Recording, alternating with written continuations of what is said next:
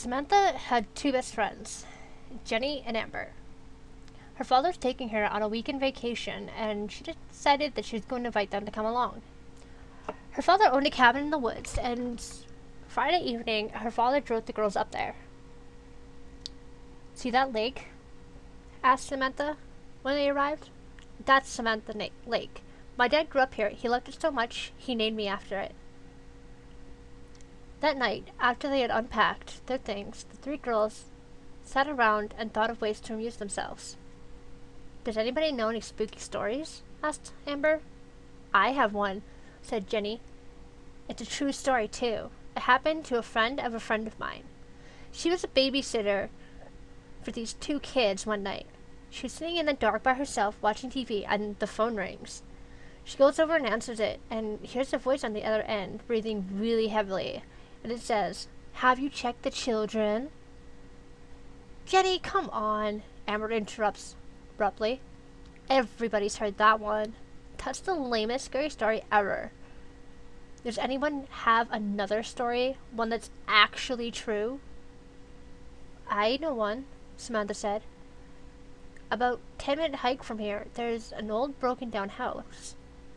We actually passed it on the way up here. It's in the middle of nowhere, tucked away off a narrow little side road. A long time ago, a man lived there. His family was really wealthy, and they owned hundreds of acres of land around here. This man met a simple country girl from a simple country town, and they fell in love. His family wasn't too happy about it, though. They didn't think the girl was good enough for him, but he ignored them nonetheless. He was an independent type of man, and he went off and built a little house on a chunk of the land out in the middle of nowhere. He married this girl, and everything was wonderful. They had a daughter, and eventually they had a son as well. This is where the story goes bad, though. Their son was sick. Not physically sick, but mentally. He was really sick in the head. He wasn't mentally disabled or anything. He was just a little off. By the time he was 9 years old, he'd become too much for his parents to handle, throwing tantrums, erratic sleeping behaviors, disappearing into the woods, hiding, that kind of thing. Not knowing what to do about their son, the man turned to his family for help. His parents had the boy taken away. They sent him to a place deep in the woods. It wasn't an insane asylum, but it did cater to people with special needs, if you know what I mean. His parents thought it was for the best. Over time, the family got used to not having him around. They gradually stopped visiting him, too. They functioned as if they had never even had a son, and everything went back to being wonderful again. 8 years later, the boy was about 16 or 17 years old, and he managed to escape from the hospital. The staff did a search, but he was nowhere to be found. His family was notified, and they were all devastated. They were worried for his safety. He'd been alone in the wilderness for weeks, so he was probably dead. But the boy wasn't dead. One night, he found his way back home. He crept into the house, and one by one, he slaughtered his entire family. He killed his father, he killed his mother, and he killed his sister. All of them, he chopped them to pieces. With the blood still dripping from his axe, he disappeared into the woods. When the grisly remains of his family were discovered a few days later, the townsfolk surrounding the area were horrified. The police tried to find the boy, but it was no use. To this day, he's never been found. Since then, every year around harvest time, people have started to go missing. And in their place, a cornhusk doll would be left behind. Legend has it that the boy still roams the woods around these parts. The surrounding towns have bought into the legend, and they keep hanging dolls from their front door to protect themselves. They say if the boy sees a doll hanging from the door, he'll pass the house by and leave the residents in peace. Nobody knows if it's true or not, but the doors hang from the houses every year, in every single house in town. Oh my god, that's so creepy, cried Jenny. Do you have a doll on your door? Of course, said Samantha. My dad said he doesn't believe the legend, but we hang one just in case. I think I soiled my underwear or something, said Amber. Said Amber. Apparently the house is still haunted by the ghosts of his murdered family. And if you go there late at night, you can hear the whole thing take place over and over. Do you think we should go up there? Ginny asked. Sure, said Samantha, but tomorrow, during daylight, there's no sense in tempting fate. That night, the girls slept in the same room and huddled together, trying to pretend they weren't scared by the story and expecting to hear something tapping at the window at any moment. The next morning, Samantha's father made them all a big breakfast, and they went down to the lake for a swim. Around noon, they decided to make a trip to the old haunted house. When they got there, the girls sensed an eerie presence in the old, dilapidated place. It was enough to make their skin crawl. They explored the ruins of the house, peeking into corners and shifting through the rubble. After a while, Samantha spotted something half buried in the dirt. It was some sort of book. She dug it out and dusted it off. The girls gathered around and she opened it and began to flip through the yellow pages. Is it a diary or something? Asked Samantha. Maybe it's his diary, Jenny whispered. Wait, whose diary? Asked Amber. You know, the guy who killed his entire family? Samantha read the diary aloud as the others listened. There's a dedication inscribed inside the cover, she said. It reads, "To my family, who I love and cherish, and who will always be with me. September 15th, 1987. It's been hard alone. All they had to do was talk to me. They could not talk to me. I hear the voices late at night sometimes. I hear the screams. It's cold and dark. I need love. They do not love me. The medications are gone. I am free. Free from all of them. If they could not love me, they had to go. Dark sleep for everyone. I hear their voices still. Always screaming." December 4th, 1987. They've stopped looking for me. It's okay for me now. I live in the forest. I chase down the animals and put them in dark sleep, just like Mom, Dad, and Sis. I visit my old house at night. I listen to the voices. At least they talk to me now.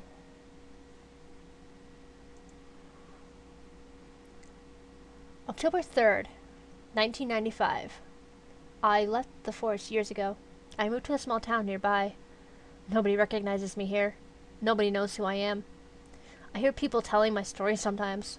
It makes me laugh inside. They all fear me. I still come to the forest sometimes. I spend the nights in my old house. Mom and Dad still talk to me. They say they're proud of me. November 2nd, 1998. Life has been good. I found a job. I bought a house. I met a girl. She's very quiet, but oh so pretty. Sometimes I bring her to the forest. She likes it. I let Mom and Dad see her. They really like her too. July 1st, 2000. Today is a great day. I'm married and I have a baby now. I'm so happy. Mom and Dad are grandparents now. My wife isn't doing well though. It's hard for her. She might not make it. Maybe she'll go in dark sleep. I'm happy now. August 13th, 2010. I'm so proud of my daughter. She's just like me, except she's much smarter. She has no problems, and she doesn't hear the voices. But she goes to school and has a lot of friends. Not like me. Sometimes I take her to the woods. I love her so much. I even named her after the lake. Samantha. For a few moments after Samantha stopped reading, there was a sudden silence. "What the heck?" cried Jenny. "Samantha, is this some kind of joke?" Amber asked nervously. "It isn't funny." This can't be true," Samantha whispered. "It can't be possible." Just then, they heard the sound of twigs snapping behind them. When they turned around, they saw Samantha's father standing there. There was a strange, panicked look on his face, and he was holding an axe in his hands. You weren't supposed to find that," he muttered. "There's no other way. Dark sleep for everyone." "No, Dad," Samantha screamed. "No, no, no, please, no!" When Samantha's father had finished chopping up the bodies of the 3 girls, he put the pieces in a large plastic bag and buried them deep in the woods. So deep, no one would ever find them. Now they could be together forever. "I'll watch over you now," he muttered as he patted down the earth with his shovel. "You may not understand now, but you will in time. There's only one way for us to be together. Dark sleep forever. We shall stay together forever in the dark sleep." My little sister Zoe is 13 now. I really love her, and I think I owe her my life. I was 7 years old when she was born. I was so excited to finally have a little sister. At first I was jealous, though. She was getting all the attention from my parents, and I didn't pay much attention to her myself. Sometimes I was just downright mean to her, too. However, all that changed the day I realized my little sister had a very special gift. We were sitting on the couch watching TV when Zoe suddenly said, "Daddy isn't coming home." I was confused. "What did you just say?" I asked. "Daddy isn't coming home," she repeated. I was a little unnerved by this and tried to question her further, but she wouldn't say anything more. About half an hour later, the phone rang. When I answered, there's a police officer on the other end, and he sounded gravely serious. He explained that there had been a traffic accident. My mother was in the hospital with relatively minor injuries, but my father hadn't been so lucky. He died on the way to the hospital. The next few hours were a complete blur. I just switched off the TV and sat in shock, staring at the blank screen. I was numb. They said Zoe was too young to grasp the situation, but she understood that Dad was gone and was never coming back. Almost a year later, there was another incident. It was a nice, warm summer day, and Zoe and I were playing in the park. Zoe was playing on the grass when all of a sudden she stopped and pointed at something in the distance. "There's a bad man over there," she said. "We need to go, now." When I looked in the direction she was pointing, I saw a man nearby. He was dressed in a gray hoodie. He had his hands shoved in his pockets and seemed to be waiting for someone, but something was strangely off about him. With the memory of our father's death still fresh in my mind, I didn't question Zoe at all. I just simply grabbed her by the hand, and together we hurried home. The next morning, at breakfast, my mom was reading the newspaper, and I noticed the headline on the front page. "Mother and daughter stabbed to death in a park." Beneath it, there was a picture of police leading away a man in handcuffs. It was the very same man in the gray hoodie. A chill ran down my spine. Any doubts I had were immediately squashed. My little sister definitely did have a talent. From that day on, I listened carefully to anything she said, and I would write it down in a notebook I kept in my room. One day, when Zoe was 6, it happened again. We were at a restaurant when Zoe suddenly dropped her knife and fork. I looked at my mom and said, "Mommy, Grandpa's gone." An hour later, my mom got a call telling her that our grandfather had passed away in his sleep. Mom was very sad, but she had been prepared for this news for a while. That was the last prediction for a very long time. As years passed by, I gradually forgot about my sister's gift. It got to the point where I began to dismiss it all as just plain coincidence. However, last week, when my girlfriend and I were spending time together in our apartment, I got a text, and it was from Zoe. I need to tell you something." "What is it, Zoe?" "I need you to listen to me. I have a terrible feeling. Something's going to happen. You and Megan need to get out of there now. Go to a hotel or something. Just get out of there. Hurry." "Why, Zoe, what's going on?" "I don't know.